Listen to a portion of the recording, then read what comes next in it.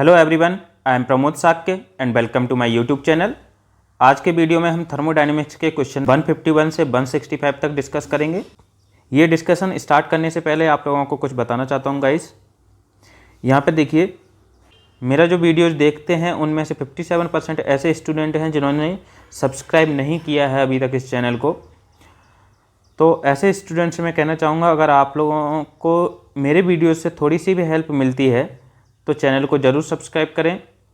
आप इस चैनल को सब्सक्राइब करोगे तो आपका कुछ नहीं जाएगा, बस मुझे थोड़ा सा मोटिवेशन मिलेगा और मैं जल्दी से जल्दी आर्किजन बुक को कंप्लीट करने की कोशिश करूँगा और आपको अच्छे से अच्छा कंटेंट डिलीवर करने की कोशिश करूँगा। ऐसे स्टूडेंट जिन्होंने अभी तक सब्सक्राइब नहीं किया है तो जल्दी से जल्दी सब्सक्राइब कर दें, जिससे आपको लेटेस्ट वीडियो की नोटिफिकेशन मिल जाए। तो चलिए स्टार्ट करते हैं। Question number 151। क्वेश्चन नंबर 151 में पूछा गया है, which is false statement about the Carnot cycle. Carnot cycle के बारे में फॉल्स स्टेटमेंट कौन सा है इनमें से। तो सबसे पहले कार्नोट साइकिल के बारे में समझ लेते हैं। कार्नोट साइकिल क्या होता है? This cycle was devised by Carnot to analyse the efficiency of the heat engine. तो ये जो साइकिल था वो किसके द्वारा ड्राइव किया गया था? कार्नोट के द्वारा। ठीक है, इसीलिए इस साइकिल को हम कार्नोट साइकिल बोलते हैं। और ये किसके लिए ड्राइव किया गया था? To analyse the efficiency of the heat engine. किसी भी हीट इंजन की एफिशिएंसी को एनालाइज करने के लिए इस साइकिल को ड्राइव किया गया था। इस साइकिल में इस तरीके से हमारा एक पिस्टन सिलेंडर अरेंजमेंट रहता है। ये इस तरीके से पिस्टन सिलेंडर अरेंजमेंट रहता है। अब इस पिस्टन सिलेंडर अरेंजमेंट के अंदर हमारी जो एयर है, एयर को वर्किंग सब्सटेंस लिया गया है और इस सिलेंडर की जो बॉल्स हैं, सिलेंडर की बॉल्स को नॉन कंडक्टर बॉल्स ली गई हैं, जिससे जो हीट ट्रांसफ़र है, हीट ट्रांसफ़र क्या हो? जीरो हो इसके अंदर। ठीक है, बॉल से बाहर जाने के लिए जो हीट ट्रांसफ़र हो रहा है वो क्या होगा? जीरो रहेगा। और इसके अंदर जो फ्रिक्शन है, पिस्टन हमारा लिया गया है, पिस्टन कैसा लिया गया है? फ्रिक्शनलेस। ठीक है, पिस्टन हमारा यहाँ पे लिया गया है फ्रिक्शनलेस, मतलब जिसके अंदर कोई भी फ्रिक्शन नहीं होता है। अब इसके अंदर जो इंजन है वो हमारा 4 प्रोसेस में वर्क करता है। अब जो 4 प्रोसेस होती हैं इनमें से जो 2 प्रोसेस होती हैं वो कौन सी होती हैं? Isothermal to reversible isothermal. ठीक है, यहाँ पर रिवर्सिबल आइसोथर्मल प्रोसेस होती हैं और 2 जो प्रोसेस होती हैं वो कौन सी होती हैं? Reversible adiabatic. ठीक है, रिवर्सिबल एडियाबैटिक प्रोसेस होती हैं इसके अंदर। 2 आइसोथर्मल और 2 एडियाबैटिक प्रोसेस, और दोनों कैसी होती हैं? हमारी रिवर्सिबल प्रोसेस होती हैं। अब इसका जो पीवी डायग्राम है इस तरीके से बनाते हैं। यहाँ पे 1 से 2, ये 1 से 2 प्रोसेस पर जा रहे हैं, 2 से 3, 3 से 4, 4 से 1। तो यहाँ पे ये 1 से 2 जो प्रोसेस है, 1 से 2 क्या कहलाती है? हमारी रिवर्सिबल आइसोथर्मल एक्सपेंशन। यहाँ पे रिवर्सिबल प्रोसेस हैं सारी की सारी। अब रिवर्सिबल प्रोसेस के बारे में हम डिस्कस कर चुके हैं। रिवर्सिबल प्रोसेस क्या होती हैं? अगर कोई प्रोसेस है 1 से 2, तो इस प्रोसेस के थ्रू अपन यहाँ से यहाँ तक गए, और जब इसी प्रोसेस के थ्रू हम रिटर्न होते हैं, जब इसी प्रोसेस के थ्रू हम रिटर्न होते हैं तो उस समय जो सिस्टम है, सिस्टम के ऊपर कोई भी इफेक्ट नहीं आता है और इनिशियल पोजीशन पर ये वापस आ जाता है। मतलब सिस्टम के ऊपर कोई भी इफेक्ट जनरेट नहीं करता है। रिवर्सिबल मतलब जिस तरीके से गई और उसी तरीके से वो वापस आ गई सिस्टम पर बिना इफेक्ट डाले। तो ये हमारी क्या होती है? रिवर्सिबल प्रोसेस होती हैं। अब यहाँ पर रिवर्सिबल प्रोसेस यूज की गई हैं। 1 से 2 प्रोसेस आइसोथर्मल एक्सपेंशन है, यहाँ पे 2 से 3 एडियाबैटिक एक्सपेंशन है, सारी रिवर्सिबल है। फिर यहाँ पे है आइसोथर्मल कंप्रेशन 3 to 4 और 4 to 1 है एडियाबैटिक कंप्रेशन। ठीक है, जो टीएस डायग्राम है हमारा, टीएस डायग्राम इस तरीके से बनता है। तो यहाँ पे देखिए, जो 1 से 4 प्रोसेस है और 2 से 3 प्रोसेस है, ये क्या है? हमारी आइसेंट्रोपिक प्रोसेस, क्योंकि एंट्रोपी हमारी यहाँ पे कांस्टेंट है। आइसोथर्मल एक्सपेंशन प्रोसेस में क्या होता है? हीट एडिशन होता है। तो ये जो हीट एडिशन हो रहा है वो हमारा कहाँ पे हो रहा है? आइसोथर्मल प्रोसेस में। ठीक है, एट कांस्टेंट टेम्परेचर।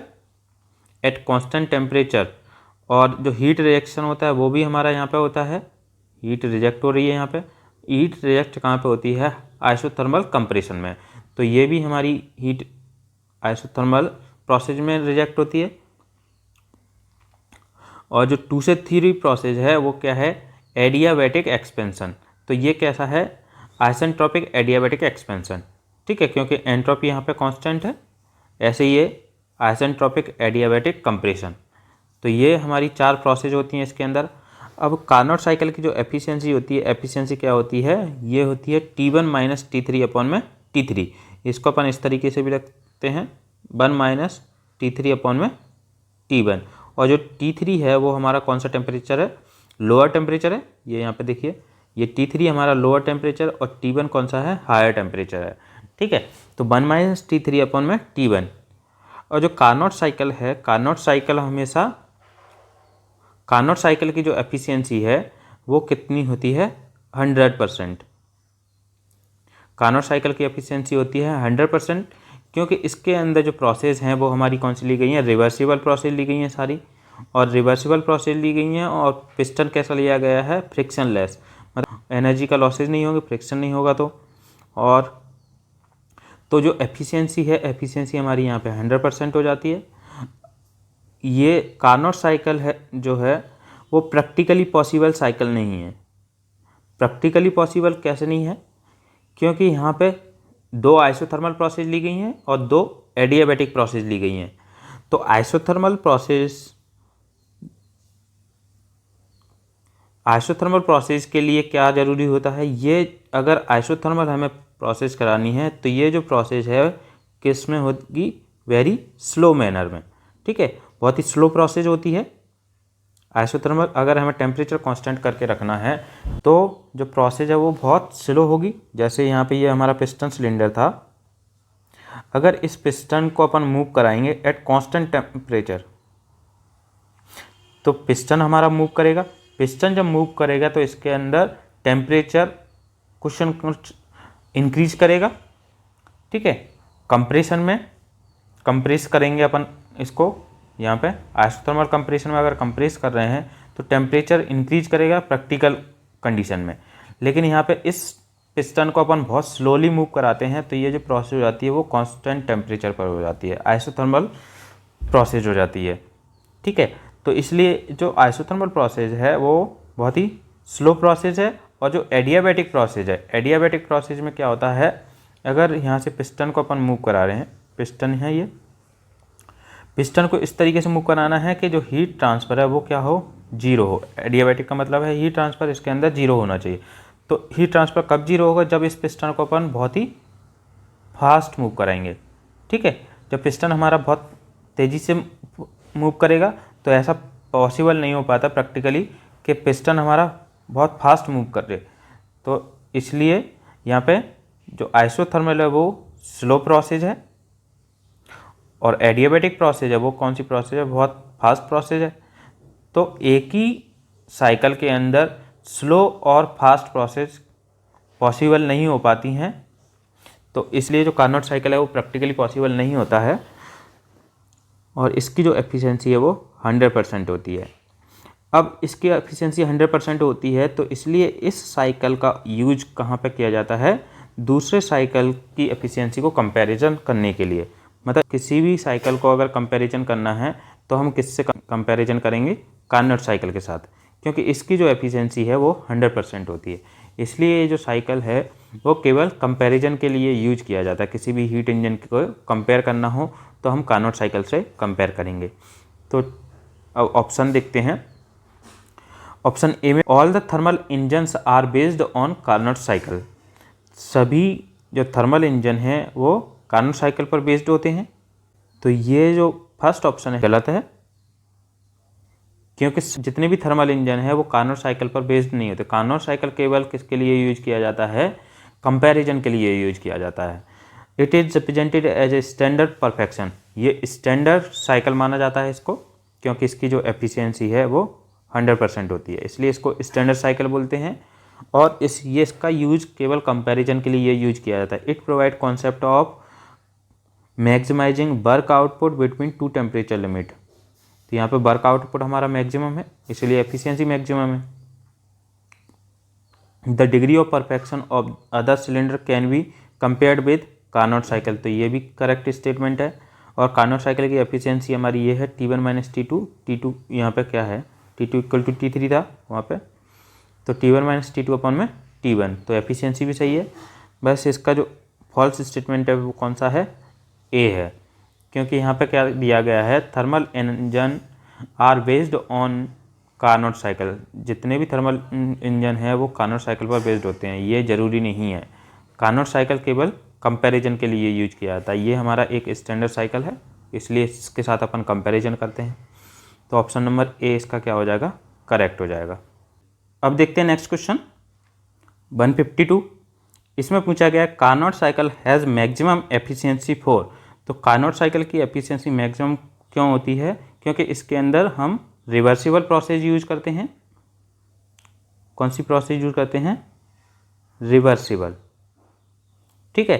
तो ये जो साइकिल होता है इसके अंदर मैक्सिमम एफिशिएंसी किसके लिए होती है, जब ये साइकिल हमारा किस पे वर्क करे, रिवर्सिबल प्रोसेस के ऊपर।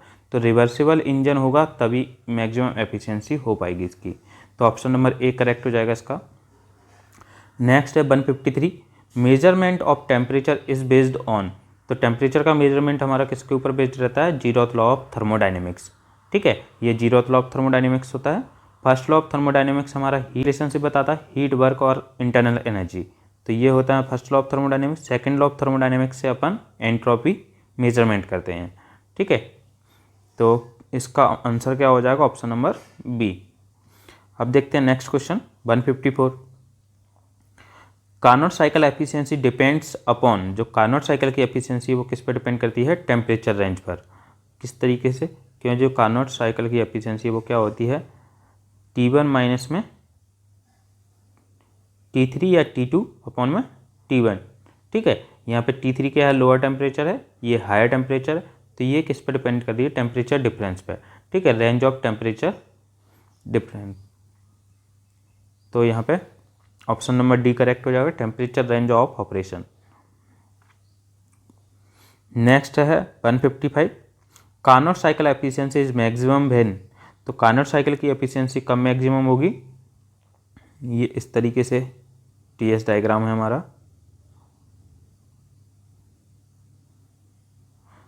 1 2 3 4, तो ये हमारा इनिशियल टेम्परेचर हो गया, यहाँ पे 1 से 2, ये टेम्परेचर हमारा क्या है, इनिशियल टेम्परेचर है, ठीक है। और ये हमारा क्या है, फाइनल टेम्परेचर है।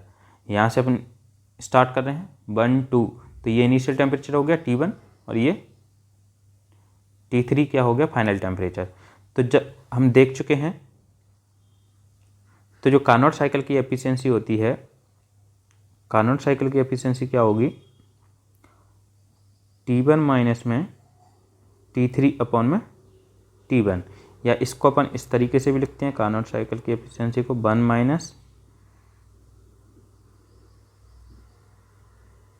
TL अपॉन में TH,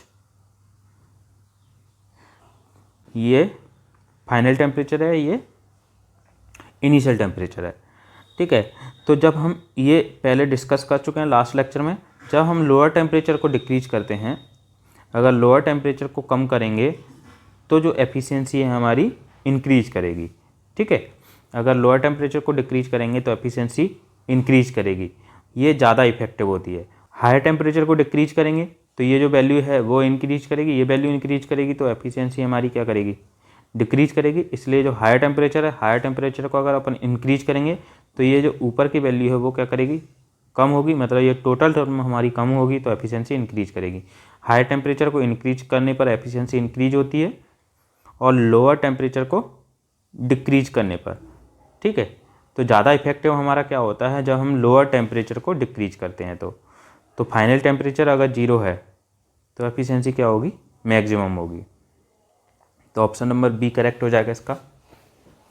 नेक्स्ट क्वेश्चन देखते हैं 156, an engine operates between temperatures of 900 Kelvin and T2 and another engine between T2 and 400 Kelvin for both to do equal work value of T2 will be. तो temperature T2 की value हमें find out करनी है, ठीक है। तो देखते हैं, एक इंजन है जो ऑपरेट कर रहा है 900 डिग्री केल्विन पर। इस तरीके से देखते हैं, ये 900 पर वर्क कर रहा है, यहाँ पे 900 एंड T2। ये हो गया हमारा फर्स्ट इंजन और यहाँ पे T2 हो गया, ठीक है। अब ये क्या बोल रहा है, सेकंड इंजन जो है T2 और 400 के बीच में वर्क कर रहा है। तो यहाँ से T2 से नीचे जगह नहीं, तो इस तरीके से ये हो गया इंजन 2 और T2 और किसके बीच में वर्क कर रहा है, ये 400 केल्विन के बीच में। तो यहाँ पे 400 केल्विन। इस तरीके से हमारा डायग्राम बनेगा। अब इसको सॉल्व करते हैं, देखते हैं आगे। ये हमारा डायग्राम बना हुआ है, यहाँ पे इस तरीके से 900 केल्विन पर T1 टेम्परेचर हो गया, ये हीट इंजन फर्स्ट हो गया, और ये T2 टेम्परेचर, इन दोनों के बीच में फर्स्ट इंजन वर्क कर रहा है, और T2 और 400 के बीच में ये इंजन 2 वर्क कर रहा है। तो यहाँ पे वर्क डन W1 है और यहाँ पे वर्क डन W2, और W1 W2 यहाँ पे क्या दिया गया है, इक्वल दिया गया है, ठीक है। यहाँ से हमने ले ली हीट सप्लाई Q1 और यहाँ पे हीट सप्लाई Q2 हो रही है, ठीक है। यहाँ पे ले ली Q3 और यहाँ पे ले लिया Q4। तो जो एफिशिएंसी है कार्नोट साइकिल की, एफिशिएंसी क्या होती है, वर्क डन अपॉन में हीट सप्लाइड। तो इसको टेम्परेचर के टर्म में अगर लिखते हैं तो ये क्या हो जाती है, 1 माइनस T2 अपॉन में T1 और इक्वल टू W1 अपॉन में W1 प्लस में Q2, ठीक है। W1 प्लस में Q2 क्यों लिखा है यहाँ पे, देखो ये क्या है, हमारा वर्क डन है, वर्क डन अपॉन में हीट सप्लाइड। तो हीट सप्लाइड किस जो होगी वो किसके बराबर होगी, इसके बराबर जो Q1 है, Q1 इक्वल टू अपन इस तरीके से लिखें, यहाँ पे हीट सप्लाइड हमारी क्या है, Q1 है। अगर इसको मैं इस तरीके से लिखूँ, Q1 इक्वल टू क्या होगा, वर्क डन प्लस में Q2। तो यहाँ पे Q1 जो हीट सप्लाइड है वो वर्क डन और प्लस में हीट रिजेक्टेड, ठीक है। जितनी भी हीट रिजेक्ट होगी उसके समीशन के बराबर होगी। तो इसलिए यहाँ पे हमने ये वैल्यू पुट कर दी है, W1 अपॉन में W1 प्लस में Q2।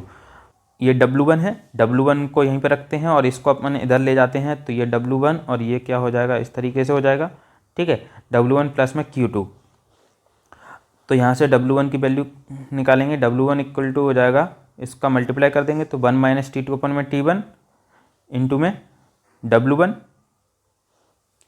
और यहाँ पे Q2 इंटू में 1 माइनस T2 अपन में T1। यहाँ पे Q2 से मल्टीप्लाई किया तो ये आ गया।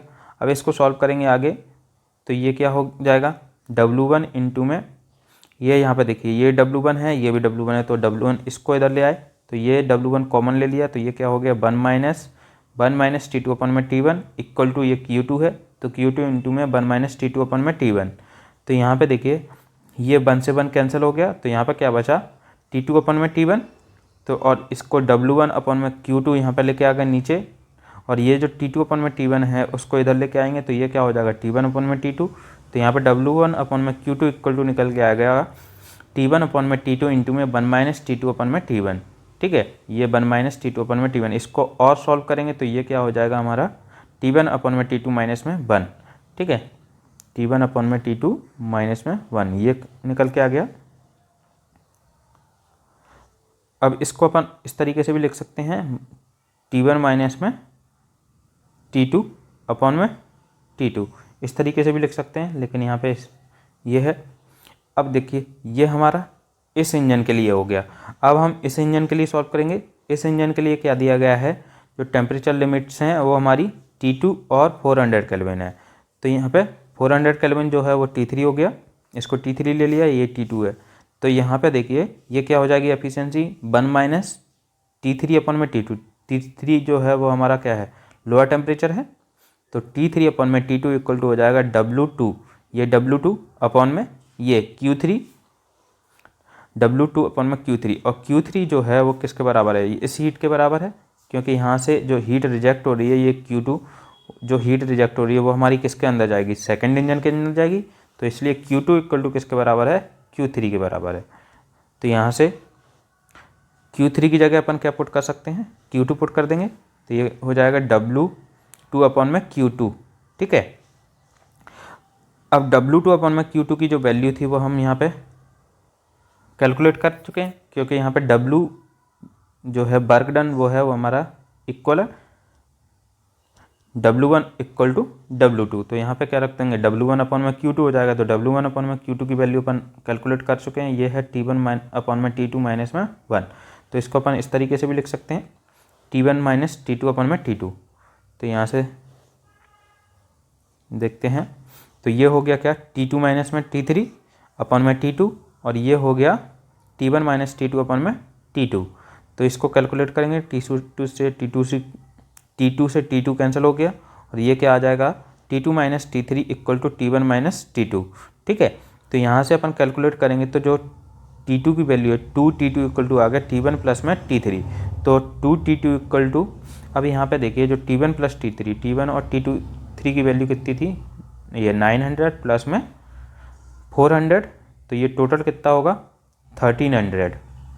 ठीक है, तो 2T2 की वैल्यू ये आई है। अब हमें निकालनी है T2 की वैल्यू, तो ये 2 से डिवाइड करेंगे तो ये कितना हो जाएगा 650। ठीक है, ये हो जाएगा 650 डिग्री केल्विन, क्योंकि यहाँ पे केल्विन में दिया गया है, तो 650 केल्विन। तो इसका आंसर हो जाएगा ऑप्शन नंबर ए।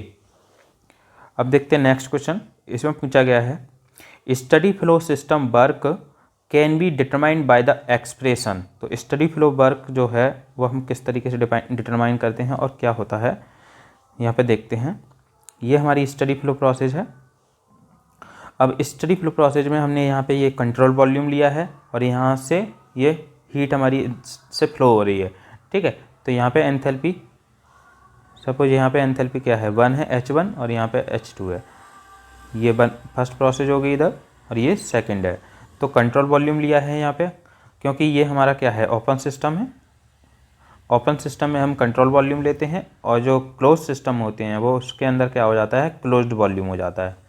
ठीक है, क्लोज सिस्टम के लिए जो वर्क होता है वो क्या होता है PdV, इंटीग्रेशन ऑफ PdV। तो ये हमारा क्लोज साइकिल के लिए रहता है, यहाँ पे अपन ओपन साइकिल के लिए निकाल रहे हैं।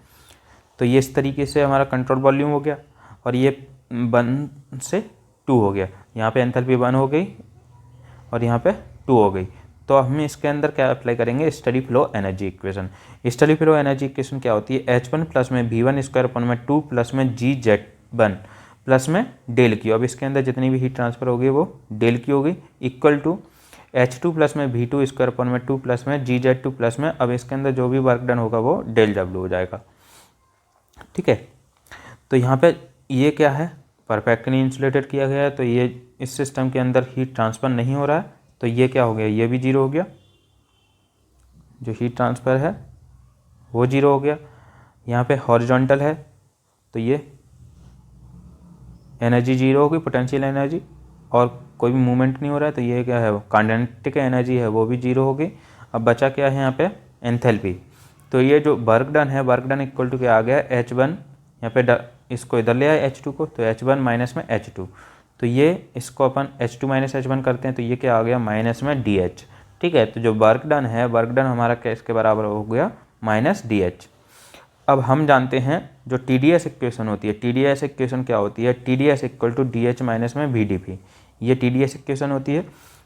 तो यहाँ पे क्या है हीट ट्रांसफ़र हमारी जीरो है, हीट ट्रांसफ़र जीरो है, तो यहाँ पे जो एंट्रोपी है DS इक्वल टू क्या होता है dQ/T। तो जो एंट्रोपी है यहाँ पे जीरो हो जाएगी, क्योंकि हीट ट्रांसफ़र जीरो है, तो एंट्रोपी ये जीरो हो गया। तो यहाँ पे बचा क्या DH माइनस VdP। ठीक है, तो यहाँ से अपन कैलकुलेट करेंगे, DH इक्वल टू निकल के आएगा VdP। तो यहाँ पे वर्क डन क्या हो जाएगा, यहाँ पे DH की वैल्यू यहाँ पे पुट कर देंगे, तो डेल W इक्वल टू हो जाएगा माइनस में VdP। तो ये जो वर्क डन निकल के आया वो हमारा किसके लिए है, ओपन सिस्टम के लिए। अगर कोई भी ओपन सिस्टम है, उस ओपन सिस्टम में जो वर्क डन होगा वो हमारा क्या होगा इंटीग्रेशन VdP, और क्लोज सिस्टम के लिए क्या होता है PdV। ठीक है, ये दोनों याद रखने आपको। तो इसका आंसर क्या हो जाएगा ऑप्शन नंबर B, माइनस में VdP। अब देखते हैं नेक्स्ट क्वेश्चन 158। क्वेश्चन नंबर 158 में पूछा गया है if a heat engine attains 100% thermal efficiency it violates. तो ये किसको बॉयलेट करता है? सेकंड लॉ ऑफ थर्मोडायनेमिक्स को। सेकंड लॉ ऑफ थर्मोडायनेमिक्स के दो स्टेटमेंट होते हैं, एक होता है केल्विन प्लैंक स्टेटमेंट और दूसरा होता है क्लॉसियस स्टेटमेंट। तो केल्विन प्लैंक स्टेटमेंट क्या कहता है? It is impossible for any device, किसी भी डिवाइस के लिए इम्पॉसिबल होता है as heat engine that operates between a cycle, एक साइकिल में ऑपरेट करे, ठीक है, and receives heat from a single reservoir, receives heat from a single reservoir to produce net amount of work. मतलब इस तरीके से हम देख सकते हैं इसको। पे ये हमारा एक रिजर्वायर हो गया, तो इस रिजर्वायर से हमारा ये इंजन हो गया, ठीक है।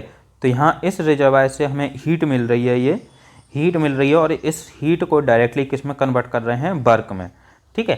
तो ऐसा करना इम्पॉसिबल होता है, ऐसा करना इम्पॉसिबल होता है क्योंकि यहाँ पे जो टोटल हीट आ रही है वो टोटल हीट किस में कन्वर्ट हो रही है? नेट वर्क में, ठीक है। तो ऐसा क्या है? इम्पॉसिबल होता है क्योंकि यहाँ पे इस इंजन के अंदर फ्रिक्शन ज़रूर होगा और फिर ऐसा कोई इंजन नहीं है जिसके अंदर फ्रिक्शन नहीं हो। फ्रिक्शन उसके अंदर प्रेजेंट होगा, फ्रिक्शन प्रेजेंट होगा, तो इसके कारण इसके अंदर क्या होगा? हीट लॉस होगा। जब हीट लॉस होगा तो यहाँ पर जो हीट है वो टोटल कंप्लीट वर्क में कन्वर्ट नहीं हो सकती, यहाँ पे कुछ हीट हमारी क्या होगी? रिजेक्ट होगी, ठीक है। तो ऐसा इंजन बनाना इम्पॉसिबल है। तो ये हमारा केल्विन प्लैंक स्टेटमेंट कहता है अगर ये जो हीट है कंप्लीटली वर्क में कन्वर्ट नहीं हो रही है, कंप्लीटली वर्क में कन्वर्ट नहीं हो रही है, तो इसका मतलब क्या है? जो एफिशिएंसी होती है वर्क डन अपॉन में हीट सप्लाइड, ठीक है। तो यहाँ पे जो हीट सप्लाइड है, अगर वर्क डन और हीट सप्लाइड दोनों सेम हो जाती तो ये एफिशिएंसी क्या हो जाती? 100% हो जाती। लेकिन ऐसा पॉसिबल नहीं है, तो ये जो एफिशिएंसी है वो 100% नहीं हो सकती। तो इससे क्या होगा? जो सेकंड लॉ ऑफ थर्मोडायनेमिक्स है उसका वायलेशन हो रहा है अगर ऐसा हो रहा है तो, ठीक है। सेकंड जो स्टेटमेंट है वो हमारा क्लॉसियस स्टेटमेंट है। क्लॉसियस स्टेटमेंट क्या कहता है? It is impossible to construct a device as heat pump, ऐसी डिवाइस कंस्ट्रक्ट करना जो हीट पंप की तरह काम करे and operates between a cycle, और जो एक साइकिल में ऑपरेट करे, produces no effects other than transfer of heat from lower temperature to higher temperature. तो ऐसी डिवाइस बनाना इम्पॉसिबल है जो क्या कर रही है? लो टेम्परेचर से हाई टेम्परेचर की ओर हीट को ट्रांसफ़र कर रही है बिना किसी वर्क इनपुट के, ठीक है। इस तरीके से ये यहाँ पे लोअर टेम्परेचर हो गया और ये क्या हो गया? हायर टेम्परेचर हो गया। तो यहाँ से क्या हो रहा है? ये हीट ट्रांसफ़र हो रही है हमारी और ये रिजेक्ट हो रही है, ठीक है। तो यहाँ पे क्या हो रहा है? ये डायरेक्ट लो टेम्परेचर से हाई टेम्परेचर की ओर हीट को ट्रांसफ़र कर रहे हैं। तो ऐसा इम्पॉसिबल होता है क्योंकि जो यूनिवर्सल लॉ है, यूनिवर्सल लॉ क्या कहता है कि जो हीट ट्रांसफ़र होगी वो हमारी हाई टेम्परेचर से लो टेम्परेचर की ओर होगी, ठीक है। यूनिवर्सल लॉ क्या कहता है कि हीट हमेशा हाई टेम्परेचर से लो टेम्परेचर की ओर हीट ट्रांसफ़र होगी। अगर हमें लो टेम्परेचर से हाई टेम्परेचर की ओर हीट ट्रांसफ़र करनी है तो इसके अंदर हमें क्या करना पड़ेगा? वर्क इनपुट देना पड़ेगा। यहाँ पे हमें वर्क इनपुट देना पड़ेगा, ठीक है, तभी ये पॉसिबल हो पाएगा। अगर इस तरीके का सिस्टम है तो इसके अंदर हम वर्क नहीं दे रहे हैं तो ये हमारा क्या कहलाएगा? क्लॉसियस स्टेटमेंट, ठीक है। तो यहाँ पे ये क्वेश्चन में बोल रहा है a heat engine attains 100% thermal efficiency. तो 100% थर्मल एफिशिएंसी किसी की हो नहीं सकती है, तो इसलिए ये किसका वायलेट कर रहा है? सेकंड लॉ ऑफ थर्मोडायनेमिक्स को वायलेट कर रहा है। अब देखते हैं नेक्स्ट क्वेश्चन 159। इसमें पूछा गया है according to Clausius inequality statement for any cycle of processes like reversible और इरिवर्सिबल। तो रिवर्सिबल और इरिवर्सिबल प्रोसेस वाली, तो उसके लिए जो इनइक्वालिटी स्टेटमेंट होता है वो क्या होता है क्लॉसियस का? तो क्लॉसियस इनइक्वालिटी स्टेटमेंट देखते हैं क्या होता है। The Clausius inequality state that whenever a closed cycle undergoes a cyclic process, the cyclic integral of del q by t is less than 0 negative, ठीक है। तो अगर कोई प्रोसेस साइक्लिक प्रोसेस हो रही है और जो सिस्टम है वो हमारा क्या है? क्लोज सिस्टम है, क्लोज सिस्टम के अंदर साइक्लिक प्रोसेस हो रही है तो उसके लिए जो साइक्लिक इंटीग्रल है डेल क्यू बाई टी का वो क्या होगा, लेस देन जीरो होगा फॉर अन इरिवर्सिबल साइकिल। किसके लिए? इरिवर्सिबल साइकिल के लिए। ठीक है, तो यहाँ पे इरिवर्सिबल साइकिल के लिए क्या होता है, del Q by T less than zero होता है and equal to zero for reversible cycle. तो यहाँ पे देखिए ये इंटीग्रल का साइन होता है, यहाँ पे इस तरीके से ये इंटीग्रल का साइन होता है। तो लेस देन जीरो किसके लिए है हमारा, इरिवर्सिबल प्रोसेस के लिए, और इक्वल टू जीरो किसके लिए है, रिवर्सिबल साइकिल के लिए। तो इसको इस तरीके से लिखते हैं, डेल क्यू बाई टी, यहाँ पे आर लगा देते हैं, ये रिवर्सिबल इक्वल टू जीरो। ठीक है, तो ये रिवर्सिबल साइकिल के लिए हो गया और इरिवर्सिबल के लिए है लेस देन जीरो। तो अगर इन दोनों इक्वेशन को अपन कंबाइन करते हैं, दोनों इक्वेशन को कंबाइन करेंगे तो क्या बनेगा, ये इस तरीके का बनेगा, cyclic integral of del Q by T is less than equal to zero. ठीक है, तो ये होती है हमारी क्लॉसियस इनइक्वालिटी। तो the Clausius inequality not only gives mathematically expression to the second law of thermodynamics, but it also gives the quantitative measure of irreversibility of the system। तो quantitative measurement और देता है ये, जैसे for on irreversible cyclic process, irreversible cyclic process के लिए हम इसको इस तरीके से भी लिख सकते हैं, cyclic integral of del Q by T plus में आई यहाँ पे क्या है, इरिवर्सिबिलिटी है। ठीक है, जित where I represent the amount of which the given cyclic process is irreversible, कितना इरिवर्सिबल है वो हम आई से रिप्रेजेंट करते हैं। When I is equal to zero, जब आई की वैल्यू जीरो है तो साइकिल हमारा क्या हो जाएगा, रिवर्सिबल हो जाएगा, क्योंकि यहाँ पे आई इक्वल टू जीरो हो गया तो डेल क्यू बाई टी ये इसके बराबर हो जाएगा हमारा, रिवर्सिबल साइक्लिक प्रोसेस की तरह।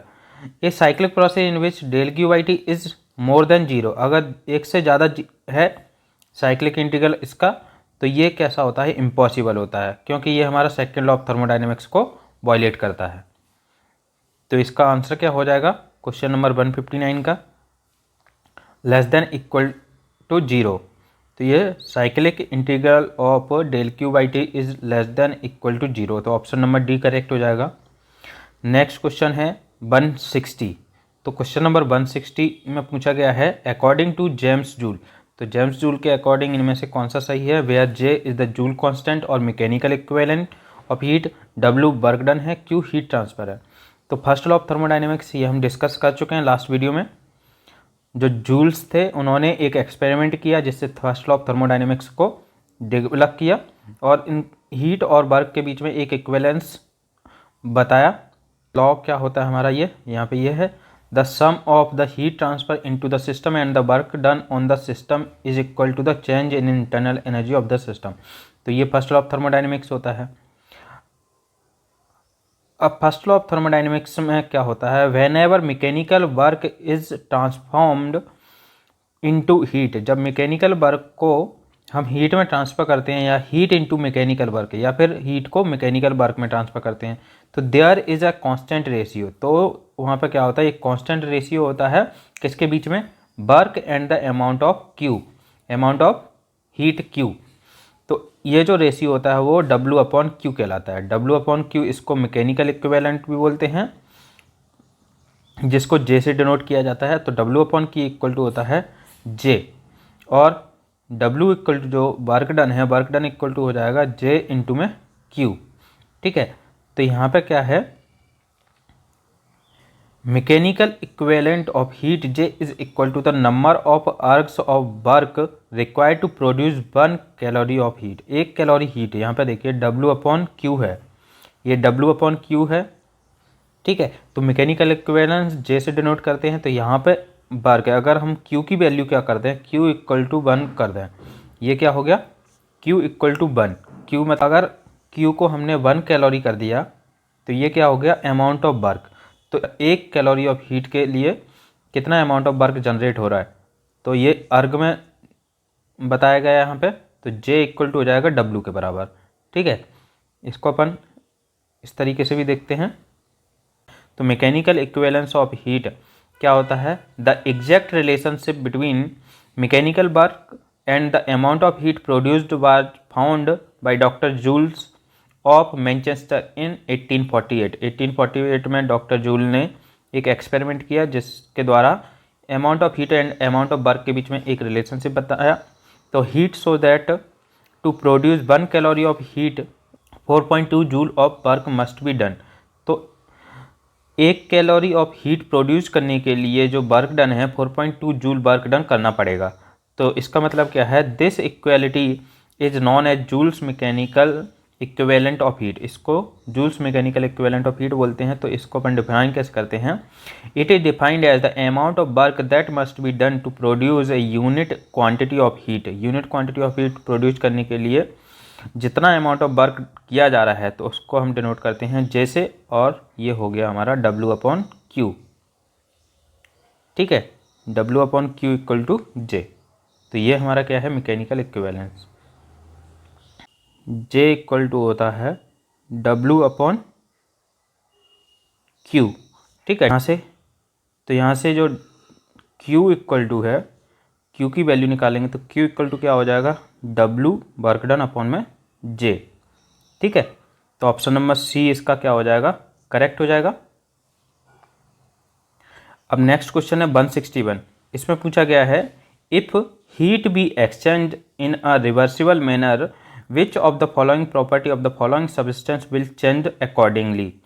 तो जब हीट हमारी क्या कर रही है, रिवर्सिबल मैनर में चेंज हो रही है, तो रिवर्सिबल प्रोसेस के लिए हम देखते हैं, अगर कोई साइक्लिक प्रोसेस है रिवर्सिबल में del/Q/T। ठीक है, रिवर्सिबल में जो एंट्रोपी है ये इस तरीके से होती है साइक्लिक इंटीग्रल में। ठीक है, अगर हीट हमारी चेंज हो रही है, एक्सचेंज हो रही है रिवर्सिबल प्रोसेस में, तो वो ये del/Q/T क्या होती है, एंट्रोपी। del/Q/T इक्वल टू क्या होता है, एंट्रोपी। ठीक है, ds के बराबर होती है। रिवर्सिबल प्रोसेस में हम हीट एक्सचेंज करेंगे तो ये जो प्रॉपर्टी है वो हमारी क्या कहलाएगी, एंट्रोपी कहलाएगी। ठीक है, तो ऑप्शन नंबर डी क्या हो जाएगा, इसका करेक्ट हो जाएगा। नेक्स्ट है 162। इसमें पूछा गया है, if a system after undergoing a series of processes returns to the initial state. तो कोई सिस्टम है हमारा, उसके अंदर सीरीज ऑफ प्रोसेसेस हो रही हैं। ठीक है, ये हमारा पीवी डायग्राम है। तो इस तरीके से हमारी सीरीज ऑफ प्रोसेस हो रही हैं, ये इस तरीके से कोई भी प्रोसेस हो रही है। यहाँ से ले रहे हैं 1, ठीक है, ये 2 और ये 3, इस तरीके से प्रोसेस हो रही है, सीरीज ऑफ प्रोसेस हो रही है। यहाँ से गए निकले, ठीक है, यहाँ से यहाँ गए, 1 से 2, 2 से 3, 3 से 1। तो ये इस तरीके से कहाँ पहुँच गए, इनिशियल स्टेट। इनिशियल स्टेट हमारी ये थी, यहीं से चले यहीं पे पहुँच गए। तो ये हमारी सीरीज ऑफ प्रोसेस के थ्रू हम एक पॉइंट से चले और उसी पॉइंट पे वापस पहुँच गए। तो ये हमारी क्या हो जाएगी, एक साइक्लिक प्रोसेस हो जाएगी। अगर साइक्लिक प्रोसेस है तो साइक्लिक प्रोसेस में क्या होता है, साइक्लिक प्रोसेस में जो del/Q है, del/Q इक्वल टू होता है नेट वर्क ट्रांसफ़र के। ठीक है, इक्वल टू del/W, या फिर इसको बोलते हैं net heat transfer. Net heat transfer equal to होता है नेट वर्क ट्रांसफ़र, ये इसके बराबर होता है। तो इसमें क्या होगा, अगर ये प्रोसेस हमारी हो रही थी इस तरीके से 1 से 2, 2 से 3, 3 से 4, इस तरीके से ये प्रोसेस हो रही थी हमारी साइक्लिक प्रोसेस। तो फर्स्ट प्रोसेस में मान लो हीट हमारी Q1 है, इसमें Q2 है, इसमें Q3 है। ठीक है, और इसमें कुछ वर्क हो रहा था W1, इसमें कुछ वर्क हो रहा था W2, इसमें कुछ वर्क हो रहा था W3। तो यहाँ पे एक्सपेंशन हो रहा है, इधर कंप्रेशन हो रहा है, इस तरीके से। तो टोटल वर्क होगा वो हमारा क्या होगा, टोटल हीट के बराबर होगा। तो टोटल हीट है वो किसके बराबर होगी, टोटल वर्क डन के। ठीक है, तो यहाँ पे हमारी जो हीट है, टोटल हीट इक्वल टू क्या था, total work done. Work done को अपन इधर लेके आएंगे तो टोटल हीट टोटल वर्क दोनों सेम रहेंगे। तो ये दोनों क्या हो जाएगा, 0 हो जाएंगे। मतलब दोनों को अगर जोड़ेंगे तो वो क्या हो जाएगा, 0 के बराबर हो जाएगा। ठीक है, तो इससे क्या है, the sum of heat and the work transfer will be 0। तो जो हीट ट्रांसफ़र का सम है और जो वर्क का सम है वो दोनों क्या रहेंगे, 0 रहेंगे, इक्वल टू 0। क्योंकि कोई भी साइक्लिक प्रोसेस है उसके अंदर net heat transfer equal to किसके बराबर होता है, नेट वर्क ट्रांसफ़र के। तो ऑप्शन नंबर डी करेक्ट हो जाएगा इसका। नेक्स्ट है 163, इसमें पूछा गया अकॉर्डिंग ऑफ क्लॉसियस स्टेटमेंट। तो क्लॉसियस स्टेटमेंट हम लोगों ने अभी देखा। क्लॉसियस स्टेटमेंट क्या कहता है कि ऐसी कोई डिवाइस बनाना इम्पॉसिबल है जो क्या करे, लो टेम्परेचर से हाई टेम्परेचर की ओर हीट ट्रांसफ़र करे विदाउट एनी वर्क इनपुट। ठीक है, अगर इसमें हम वर्क ऐड कर देंगे, W यहाँ पे ऐड करेंगे, तब ये पॉसिबल हो पाएगा कि लो टेम्परेचर से अपन हाई टेम्परेचर की ओर हीट को ट्रांसफ़र कर पाएँ। ठीक है, तो इसमें ऑप्शन ए में बोल रहा है heat flows from hot substance to cold substance. ठीक है, तो हीट हमारी हमेशा कहाँ से फ्लो होती है, हॉट बॉडी से कोल्ड बॉडी की ओर। ठीक है, और क्लॉसियस स्टेटमेंट के अकॉर्डिंग क्या हो रहा है, यहाँ पर लो टेम्परेचर से हाई टेम्परेचर की ओर हीट ट्रांसफ़र हो रही है बिना किसी एनर्जी इनपुट के। यहाँ पे बुक में जो ऑप्शन दिए हैं, ऑप्शन नंबर ई दिया गया है बुक में, बी एंड डी। तो बी हमारा क्या कह रहा है, heat flows from hot substance to cold substance unaided. ऐसा पॉसिबल कब हो सकता है, जब हमारी हाई टेम्परेचर से लो टेम्परेचर की ओर हीट ट्रांसफ़र कर रही हो बिना कुछ एनर्जी इनपुट के। लेकिन हमें लो टेम्परेचर से हाई टेम्परेचर की ओर हीट ट्रांसफ़र करना है तो उसके लिए एक्सटर्नल वर्क करना पड़ेगा। ठीक है, तो ये बी और डी यहाँ पे ऑप्शन नंबर ई इसका करेक्ट हो जाएगा। अब देखते हैं नेक्स्ट क्वेश्चन 164। इसमें पूछा गया है विच of the following represents the परपीचुअल motion machine of the first kind. परपीचुअल motion machine of first kind, तो फर्स्ट काइंड की जो परपीचुअल मोशन मशीन होती है, तो ये क्या होती है, यहाँ से अब अगर हमने हीट दी इसको तो ये क्या करे, वर्क में ट्रांसफर। ऐसी कोई मशीन जो क्या कर रही है, हीट को रिसीव कर रही है और उसको कम्प्लीटली वर्क में कन्वर्ट कर दी बिना किसी लॉसेस के। तो ऐसी जो मशीन होती है वो हमारी क्या कहलाती है, परपीचुअल मोशन मशीन। ठीक है, तो यहाँ पे देखिए ये है परपीचुअल मोशन मशीन।